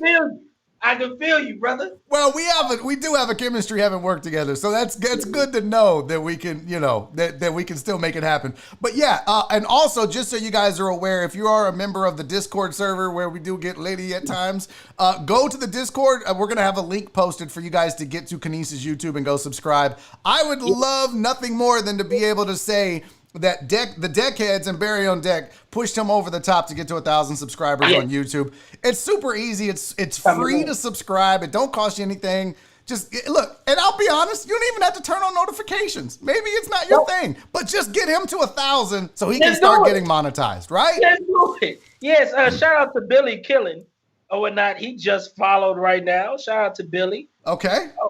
Yeah, I'm sorry, Billy Keller. Billy Keller. Yep, Billy Keller. He said done. He said it. A lot of people are saying they just did it. So Chris Householder is going to post it on the Discord as well if you can't find it. So go do that. And look, man, I love seeing the Marquise X. What was the idea? What was the concept behind Marquise X? For those that don't know, Marquise X is a character that Canice does where you rant, you roast people, you do these different things. I've played Marquise X videos on here before. I played one during the break while I was trying to get, while we were trying to figure this out. But where did that come from? What was the idea and how did you develop it? It's really, to be honest with you, it's one of those things where, Barry, you know how it is when you have a bit or something. Yeah. You have, whether it's a joke, whatever it is, it's something, an idea you have, you just allowed to evolve into whatever it was. Because the original the reason why I started that, I was actually making fun of one of my good friends, one of my frat brothers. I was making fun of him, love him to death. But from high school, he used to always be the guy that was always like, everything was racist, had racism in it, like undertone. Like he was like, yeah, the teacher gave me a C. I was like, who? Miss Armour. He said, yeah, you know why? Because I'm black. I'm like, what do you mean? She's black as well. He goes, half black. So she is half black. She was half black. So she gave me halfway to an F. Exactly. So I used to be like, yo. So I took that to an extreme. I always used to make fun of him in college about that. So when I got into comedy or whatever, which was after college, I literally said, if I were to make a character, who would I make? So I was like, let me take a character that is supposed to be Malcolm X, but what if Malcolm X was in today's world and just playing around? He was on TV like as a news broadcaster, and he hated his job. I was like, what would he be doing? He'd be speaking for the people, he'd be saying this or whatever. And it ended up just turning into me roasting people that do something wrong in the media. That's so great. So that's what it was. So like with Tory Lanez shot Meg Thee Stallion in the foot, allegedly, right? Yep. So, Meg Thee Stallion, she's our princess of Houston, Texas. Yep. And she's doing so great. And so I was like, okay, I got to get on her. when the whole thing with Will and Jada happened, hence why I got to wear the shirt, Yep. single and ready to untangle. Oh, by the way, that video is almost at 100,000 views, guys. If y'all could go, watch that video when y'all do follow, I'd appreciate you guys. But yeah, I made a video about the Will and Jada thing or whatnot, and only because, like, you know how it is, Barry. If something is super hot, you can't avoid it. You can't. Like, there's a lot of stories. Like, I try to avoid talking about Donald Trump every day because he says something new that you have to speak about. So I'm like, I got to. Yes. You know what I'm saying? So it's like everything from Greg Abbott. Now, like, your roast. I was gonna run one of your Greg Abbott roasts, and then I was like, nah, you're gonna get me canceled. I'm not. Man, all them wheelchair jokes. I was like, nope. I don't even know this dude. Canice who? Man, he's about to be Canice minus 1,000K because that's what it's gonna cost him to get out of YouTube jail. Nope. I love the character Marquise X, but I always said this about Marquise X. I love the character, but it's like, yo, I'm only doing it because the fans love him so much. Like, anytime something happens, what does Marquise X have to say about this? And I'm like, I've done that. I've literally messaged you on a topic and be like, bro, can Marquise please speak on this? Because I need to hear him. Haven't I? I'm like, I'm a fan. I love Marquise X, dude. I love it too, and people are now asking me to do like longer videos, especially my brother. He wants me to do no less than 5-minute videos now. Like, he wants it to run like a news thing. So I'm like, let's give it a go. Yeah. Let's give it a go. We get the desk, the whole thing. We're doing it. Oh, no shit. That is awesome. And the way it's gonna look like it's actually CNN. So really? Even like, oh my God, I can't wait for this. Exactly. Now, are you gonna do these on TikTok? Are you gonna do them on YouTube, No. Instagram? Where are you gonna do it? No, it's going on YouTube, and then you know what I'm saying, I'm gonna be doing it with TikTok. I'm trying to do a little bit different sketches and things that they can only get to TikTok, so they can follow me on there. So gotcha. I will put every now and then put something on there or whatever about Marquise. But Marquise is strictly going to be like YouTube, Instagram, specifically YouTube for sure. I gotta brag real quick, and I'm not bragging on myself, but I am bragging on this show, specifically the fan base, because the Deckheads have already got you to 1,000, bro. Stop playing. We already hit it. You are at 1.01K on YouTube, so you're past the 1,000. Congratulations, my friend. This is why I love this show, man. It's it's doing the show, but dude, the Deckheads are just amazing people. We help each other. We help friends of the show.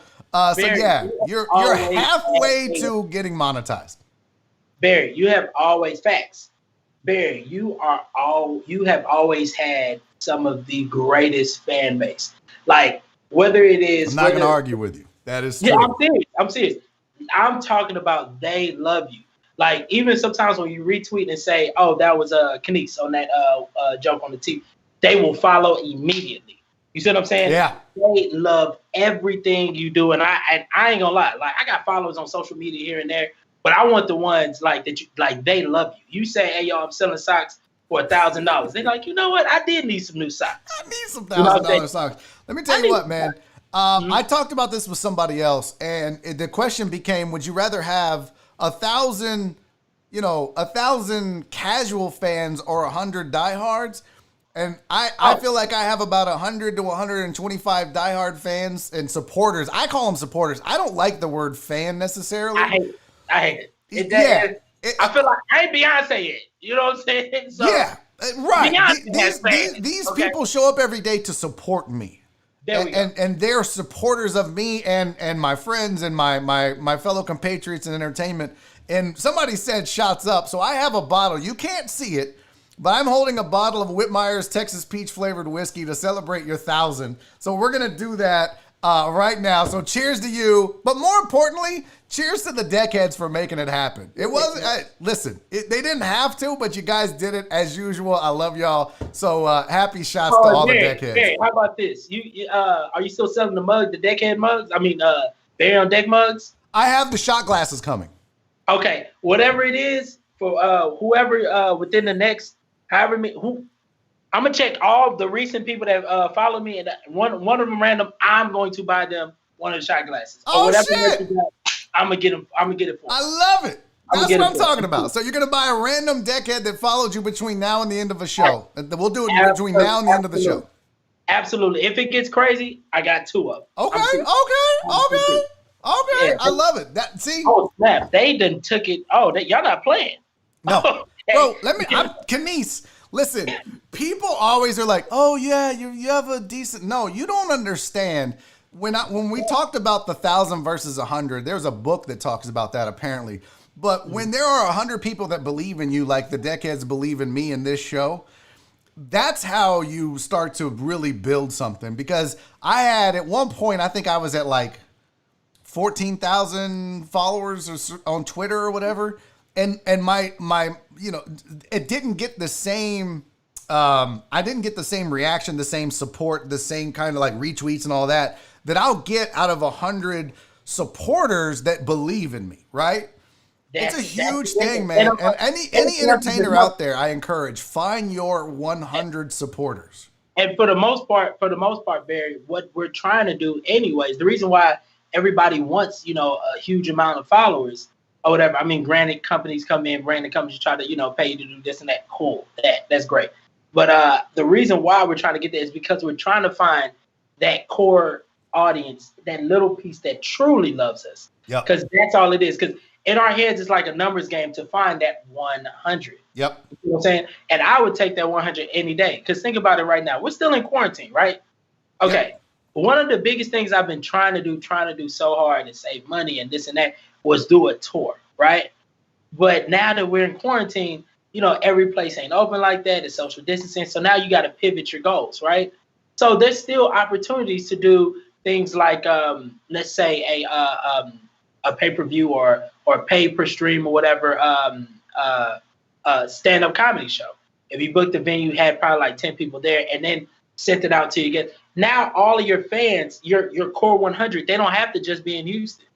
They can be anywhere and watch you. And 100 people paying to see your stream can do more for you than trying to go city to city. You gather them all up in one place right now. You see what I'm saying? Yep. So that's why that core 100 is more important than what you call it. Like that's less overhead for me. You know what I'm saying? Yep. Because think about traveling each venue, having to pay this and that. It's rough. And then you got to wait and see if everybody will come out. Or you could be like, I know for sure within the country, I have a core 100. And 100 get in here, less overhead, whatever, is perfect. You see what I'm saying? Yeah, so, no, you're right. The crazy thing is that people don't know is you're actually pretty big on the college circuit. Like you have a pretty large fan base when it comes to the colleges. Where did that come from? Was that a Marquise X thing? Was that fraternity traveling doing comedy? Like how did you build up that fan base amongst the college support? Well, basically what happened was I was first. What happened was when I got in, when I went to college, I used to travel to other colleges around Texas or whatever, because my organization at my school was a little bit popular or whatever. So we used to go to these parties, that parties, and promote our parties. People used to come to East Texas, Nacogdoches, Texas, to come party at SFA, Stephen F. Austin State University, right out in the woods. Like, it was just crazy. So, but the point is that, like, then when I got into comedy, instantly, I didn't start at the Improv. At the time, I think the Improv only did one or two open mics within my first 2 years. So the only place I was getting, stage time was at, of course, the bars where they did open mic and everything like that. But, the Improv ain't booking, especially if you're in your first year. So I was like, okay, what do I know? Churches and colleges. Mm-hmm. So anytime they was doing whether it was a comedy show, a talent show or something like that, I'll reach out to them and they'll be like, oh, okay, yeah. And so then word will get out. They're like, yeah, he was funny when he did ours. So then they started paying or whatever. So then they started doing that. Now I started incorporating on my social media, fraternity stuff about Black Greek organizations. And that's when it really got crazy. That's when I was like, I don't know about these comedy clubs because these colleges are paying good money. You know what I'm saying? But you're good at that, dude. And that's literally the entertainer of today versus the entertainer of 10 to 15 years ago. The entertainer of 10 to 15 years ago never looked for an audience per se. They tried to develop a following, but they would just go to the clubs and that's how they did it. And in today's entertainment world, you have to go and get your audience. You have to find them. You have to cultivate them. You have to develop them on your own because, like you said, you're not getting the opportunities to do the improv early. But that's the beautiful thing about social media. Like what you said with TikTok, you're almost at 10K on TikTok. You're at 1,000 now on YouTube. You're at how many on Instagram? You're at a bunch on Instagram. 33,000. I'm at like 1,800. Like, it's amazing what you're doing, and you're finding the people, and you're doing it by creating good content and funny and relevant content. And that's literally the difference between now and back in the day. It's a beautiful thing, man. Because it's so crazy. You know this, Barry. Barry, we can talk about comedy a little bit. I know we do this every time. Yeah, no, let's do it, man. We can talk about whatever. Bro, you know on this show, how much time did we spend discussing what we would do on this show? None. Zero. Exactly. We don't do that. It's just like whatever comes up, that's what we're going to talk about. So do your thing. Yeah, it's like back in the day, from what I read about comedy and everything, you go to the comedy club to get discovered and then get on TV. Nowadays, you got to get on TV. Yep. At the comedy club. You know what I'm saying? And so now it's like, okay, how do you get on TV? And then you get on TV, then it gets specific. Oh, you need a late night spot. Then you need this and that, and it's so rough. It's rigorous. So it's like, okay, how can you find a way around these things or find a way for you that works? Because these days, technically, there's not too many people that are not funny. It's more so that they haven't found their audience. Yeah. You know what I'm saying? Now, don't get it twisted. There are some motherfuckers that are not funny, though. Oh, there are plenty of motherfuckers that aren't funny. And they have a huge following. And it's like, because look, there's a difference between being creative on a camera and being funny on stage. It is two completely different things that I think the line gets blurred on often. Yeah. And this is a big complaint among comedians. This is why I respect people, though, that can do both. This is why, like I had Chinadu on. Chinadu can make funny videos, but then he can go on stage and do a funny set. I respect the shit out of that, right? Like you have some influencers, some creators that can make a funny video for a minute. They're not, and then not only that, they don't go to open mics really. Yep. So they don't have their, and then not only that, when they do go to an open mic, they're not going often. They're not really working their stuff out. So they don't get an opportunity to sit in their shit for like a year or so to figure out, okay, how am I unique? What is my voice? Where am I trying to go with this? What would make people laugh? Or is this good or that good? Like, I put it this way, man, like you need that. Like, for instance, right? I'm not the hugest fan of Anthony Jeselnik, but I respect the fuck out of him. Yep. You know what I'm saying? Like, not just because he's made millions off these jokes or whatever, but it's like, yo, the dude wrote for Fallon, so he could be clean, but he also can write jokes. Imagine being Anthony Jeselnik trying to go to an open mic with those type of jokes. You can't even count the laughs. Like, as he's coming up, all you could do is just sit back and be like, okay, I got 2 groans on that one. That means it's going to work. You know what I'm saying? Imagine being Corey Holcomb coming up. Oh. Well, Corey, because, that was back in the day when everything had to be happy. Nothing can walk people out and shit like that or whatever. And for him to have shit that's like, I don't give a fuck, your ass walk out anyway. Like, it's so good. So that's why I respect the fuck out of it. I am a big fan of Corey Holcomb. That dude is hilarious. But Corey Holcomb is, to me, he kind of, there's a subset of comics that fly, I wouldn't say fly under the radar, but they're like a comics comic, but they should be more popular. They should be bigger than they are. And Corey Holcomb is one of those guys. Patrice O'Neal was another one. A lot of people that know comedy, that understand comedy or get comedy, I should say, appreciate what Patrice O'Neal did. And Corey Holcomb is one of those guys. Yes, and Corey, and the reason why Corey is going to continue to climb up, in my opinion, he's done more for his career on social media than he has with any other thing or whatnot. Because, like you said, he's one of those guys that we know. And if you've heard of him, okay, maybe. No, that 5150 show he does on YouTube and everything, his radio shows and stuff, that's what keeps him relevant. That's what keeps him hot.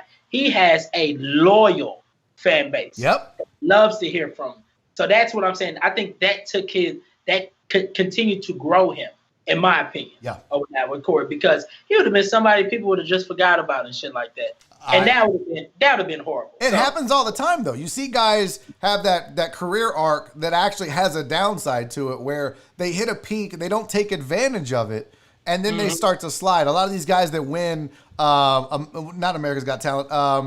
What was the comedy everybody was trying to get to? Last Comic Standing. Yes. So these guys win Last Comic Standing, and they get some run for 2 or 3 years, but they don't parlay it into a sustainable fan base. They expect they're going to show up. No, you still have to create things and reach out and do things that get people to want to stay with you. And that's like you're saying, that's what Corey Holcomb is doing. Because I've worked with guys that have won Last Comic Standing that are just like, oh man, it's going rough.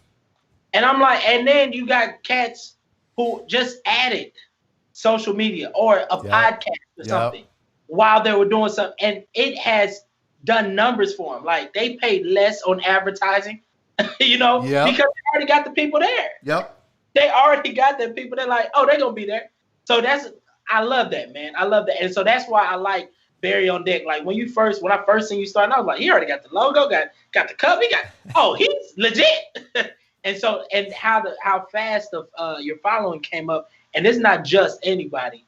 They love you. You see what I'm saying? It's similar to me, like how I always say, oh, you don't just randomly walk into a Corey Holcomb show. You knew you were going. Yeah. That's a great way to put it. No, nobody can accidentally. You know what I'm trying to say? Yeah. You know what the hell going on. You're going specifically for that. That's not one of those ones where you get an email from the Improv and go, oh, look, we should just go catch a comedy show. You're like, no, I'm going to see Corey Holcomb. Yep. Exactly. Yep. Exactly. And that's what I'm saying. That's why I feel like it is with your fans. Like, your fans specifically want you. They go on YouTube, literally look for you. You know it's crazy when your last name is Laminack and they're not even asking how do you spell that. All right? They know exactly how the hell. Why do you think I had to come up with Barry is funny? You think Barry Laminack was going to give me more follows? You try to stand on a comedy stage in Tulsa, Oklahoma and say, hey, follow me on Twitter at Barry Laminack. Bro, they can barely spell Barry in Tulsa, Oklahoma. Shout out to Tulsa, Oklahoma. I love you guys, but let's be real. You know what I'm saying? You never know what's going on, Barry. It could be BERI. Exactly. I literally, bro, it's so funny. My domain name for everything is barryisfunny.com. Okay? But I had to go out and register BERRY isfunny.com because people are fucking stupid. So I literally have barryisfunny.com, BARRY. I have barryisfunny.com, BERRY, and that one redirects to the right one because it's just easier than me standing on stage and going, listen, don't be a dumb fuck and spell Barry with an E. No, you got a point, but you have to do what you have to do. Yeah. But I'm saying, like, your fans know what they're coming to. They look for your videos. That's what's up about it, man. You're going live right now. Like, first of all, you're one of few comedians that do this on YouTube. Most of them just do the podcast, or they may go like, I don't see too many do it on YouTube like you do. And here goes the crazy part. You do it so consistently. Well, you so 63. I don't even think it's been 63 days, let alone 40 days since I saw the logo go up immediately. I'm like, damn, you're killing it. So that's what I'm saying. So, like, yo, man, like, I appreciate that. This is month 3. And, at first I was like, oh, the numbers kind of leveled off, and you hit a point where you kind of, in something like this, you hit a point where you plateau, and I expected that. And then you hit a point where you may even suffer like a slight dip. But to me, and I've talked to enough people, like, dude, having Chinadu on the show was so great for so many people, not just me. But to hear how long that dude was making YouTube videos and getting 100 views, 90 views, 20 views. And you gotta still do it. You know why? And I was like, you know what? I don't give a fuck if 3 people show up to Barry on Deck tomorrow. I'm gonna keep going. And you gotta keep going. And that's it. The reason why I love that is because you were just talking about it on the show too. Jake Paul. Yeah. You know? Oh my God. Yep. I have no idea, Barry. Listen to me. I have no idea what Jake Paul does on YouTube besides just be white. I have no idea what he does. And I saw that house. Bro. I was on Twitter and I saw the video, right? And it was like, yeah, the FBI raided his house. I'm like, Jake Paul, ain't that the little brother of the other cat? you know, that be getting in Logan trouble. Paul Logan or whatever. Yeah. So they showed the house. I was like, where's the FBI? And they kept zooming out. And I was like, why is house getting bigger? And they kept zooming it out. I was like, oh my God, is this his? And then it says in Calabasas. I said, Drake lived there.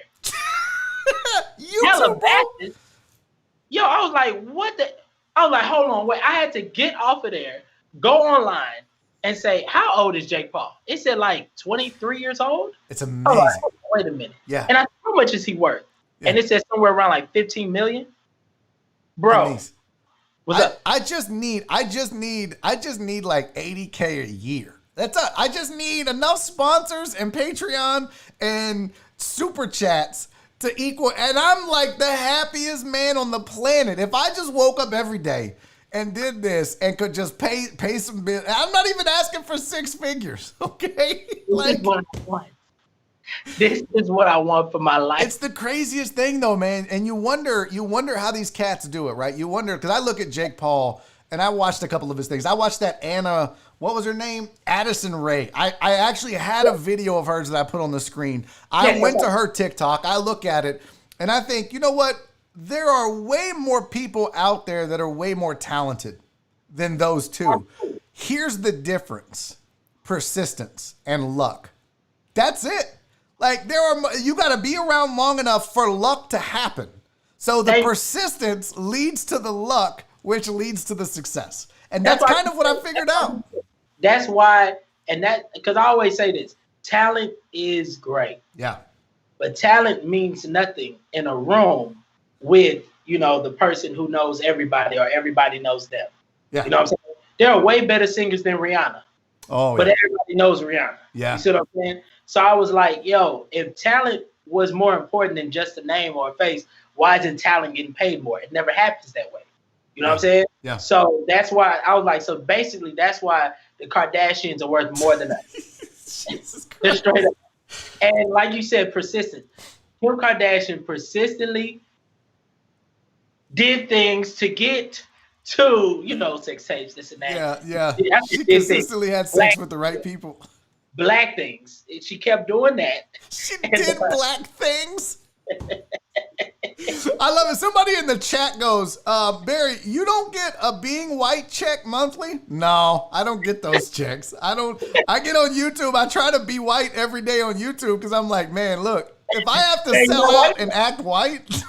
Man, you're not white enough. If I was to Barry, I'd be at HR right now.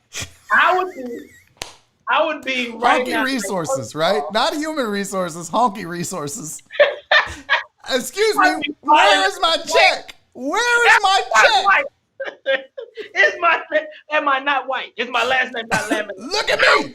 Look at me! Yeah. I want a Calabasas home. Where's my Calabasas house check? Oh, that's so funny, dude. Yo, when I saw that house, man, I was like, holy shit. It just kept getting bigger and bigger because they kept zooming out. And I was like, if I get on Twitter after this, I'm going to at you on it. Because I was like, holy damn. And it was just so huge. I was like, YouTube is paying like that? So that's why I'm saying, like, yo, Barry, yes, you are on the right track. This is it. Yeah. And now, like, sports shows on TV, like, I mean, the ones that everybody knows, you know, the Sports Center, you know, ESPN, stuff like that or whatever, First Takes and stuff. It's cool, but it's kind of like the same rhetoric all day. Mm-hmm. We want to see a person who has a specific, you know, opinion that's different from everybody else. That's what we do. And we just don't watch one, we watch them all. So that's why I'm saying, dog, this is it. It's easy why they love you, man. Well, I wish you would go tell another 7,500 people. My goal right now, Canice, no shit, my goal is to get to 10K. And everybody, like John Westling, by the way, Andy Huggins was in the chat. He says you kill it every time on stage. There's no bigger compliment than that for Andy Huggins to say when you're on stage that you are a professional and you kill it. So I just wanted to let you know that Andy showed up for this and said that, which is kind. But John Westling has created this network in his mind that he wants me to do called BiffNet, the Barry is Funny Network, where I have different, it's almost like All Things Comedy Podcast Network, where it's just a bunch of different comedy podcasts. So I'm like, John, I just want to get to 10K first. Like, that's my goal. So I don't know what your goal is. I know it's a house in Calabasas, but for me, bro, I'm just trying to get this YouTube to 10K. That is my near-term goal. I want to be to 10K by the end of next year. That's the goal. That's it. You know what's crazy? All it takes is one video. To be honest with you, that is so true. 2 weeks ago, I climbed up 500 followers just because that one video that I did. It almost got 100,000 views. Yep. Where I spoke about Will Smith and Jada. And the crazy part is that I had it up there. It only had like 100 views at the time, or like 80 views or whatever. Here goes the crazy part. A week later, that's when everybody caught on to it. Really? And that's it literally built up to almost 100. It said like 98,000 views, and it shot me up to 500 extra followers. So that's why I'm like literally on the cusp. But because of the deckheads, you're at 1.02 now. So you're at 1,020 something. So they did their thing. They showed up. They got you 50 plus. I'm doing 2. I'm doing 2 shot glasses? 2. Yeah, absolutely. Oh, shit. I love it. Barry, just invoice me and we're going to do it. Matter of fact, before we get off, I'm going to mention the winners. I'm going to randomly go. So we've got a couple minutes left. And one thing I do want to say, well, I got to read this because this is funny, but Terrence J. said Barry has been drafted by the black delegation. That's why he doesn't get his white checks. I told you, you need to file a complaint. You need to file a complaint. Show them your taxes too. Like, as you can see, I've been white.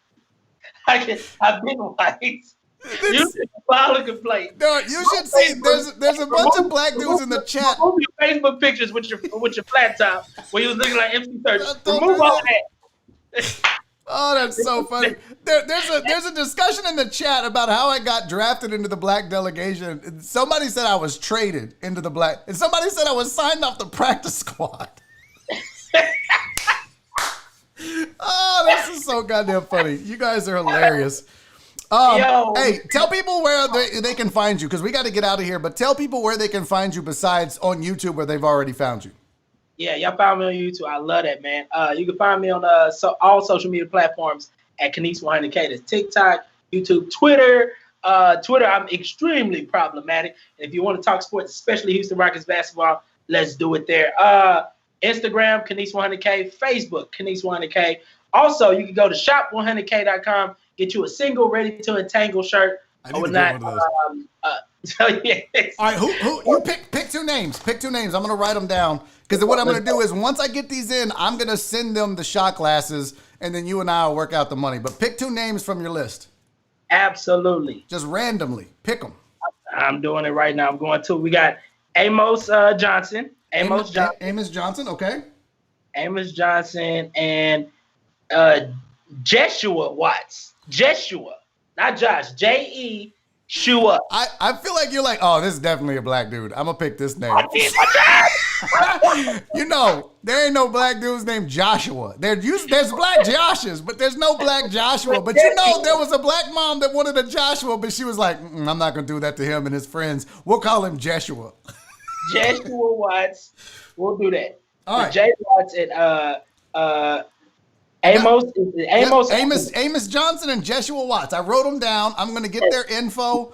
And then when the shot glasses come in, those will be the first 2 that I mail out. Before I sell a single shot glass, those are the first 2 in the mail, because you're a good dude, Canice. Thank you so much, Barry, for having me on. And thank y'all for following me, man. I appreciate it. So, yes. Well, you're worth the follow, dude. You're a funny cat. You know that. I'm a big fan of yours. That's why anytime I get an opportunity and a project to include you, I do that, man. Thank you for doing this. I know it was short notice because I've been slacking on my booking skills, but I appreciate you being here, Canice. Hey, I was just going to be making another video regardless. So until next time, Barry. All right, homie. That is Canice Nnanna. Everybody, make sure you go follow him on all the social media platforms. It's worth it. He's a funny dude. He's a good dude. And that's more important to me. I love being surrounded by funny people, but I love being surrounded by good people. And Canice is good people, man. So thank you guys for helping him out. I actually saw his YouTube at the last second when I was looking for a video and saw that he was at 978. And I was like, oh, I know the deckheads. We'll get him to 1,000. And that's a big milestone for a person on YouTube. So thank you guys once again for coming through in the clutch. You are the best. I mean, I don't know. I am out of ways to tell you guys how wonderful you are, but you know I love you. You know I appreciate it. Until tomorrow, you guys know, be safe, be kind, and most importantly, love each other. See y'all tomorrow. This is TikTok. I be making money. I should stop this. See y'all tomorrow. Daddy's making a YouTube video!